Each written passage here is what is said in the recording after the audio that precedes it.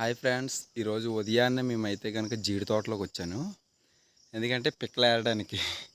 చూసారా, ఎర్లీ మార్నింగే జీడి తోటలో పిక్కలు ఏరుతున్నా. అంటే ఇది ఫైనల్ స్టేజ్. అంటే టైం అంటే ఇది కాదు, కాకపోతే ఏంటంటే ఈ చుట్టుపక్కల ఉన్న తోటలు అంటే వేరే ఊరు వాళ్ళు వచ్చేసి దొంగ చోటున పిక్కలు వేరేస్తున్నారంట తోటలంట. అందుకని ఈరోజు ఎర్లీ మార్నింగ్ రావడం అయింది. ఇప్పటికి వచ్చి ఇక ఇవి పిక్కలు అనేవి వేయరము. అంటే ఇంకా ఈ తోట అంతా తిరగాలి. ఇది మా తోట వచ్చేసరికి చూసారా. యాక్చువల్లీ మా టైం ఇంకా ఒక 9కి అలా రావాలి. కాకపోతే ఈరోజు ఆ దొంగలకు భయపడి ముందుకు వచ్చి ఇక పిక్కలు ఏరాల్సి వస్తుంది. ఎక్కడ లేవు, కాకపోతే తిరగాలి కదా. అది నిన్న కొంచెం వర్షం పడింది, అలానే గాలి వేసే కదా, ఎక్కడో ఒక పండు దొరుకుతాయి. ఇలా దొంగలు అంటే ఇది తోవ కదా, చూడండి పిక్క పట్టుకెళ్ళిపోయారు, పండు వదిలేశారు. అంటే తోవలో ఉన్న చెట్లకి అలానే చేస్తారు. ఇక ఇది చూడండి, ఇది సేమ్ పండు వదిలేశారు, పిక్క తీసుకెళ్ళిపోయారు.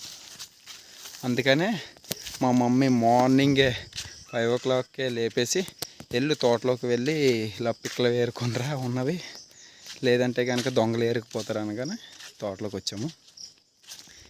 చూపించాను కదా, ఇది మా తోట వచ్చేసరికి. అంటే దొంగలని ఎలా అంటామంటే ఈడిపిచ్చేస్తారంటారు తోటలు. అంటే పిక్కలు ఉండగానే గెలికేసి ఇక చూసారు పండు.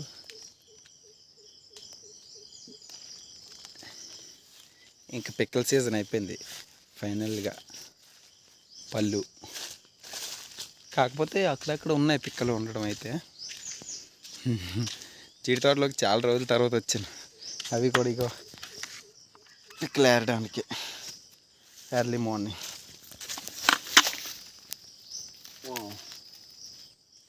పిక్కలు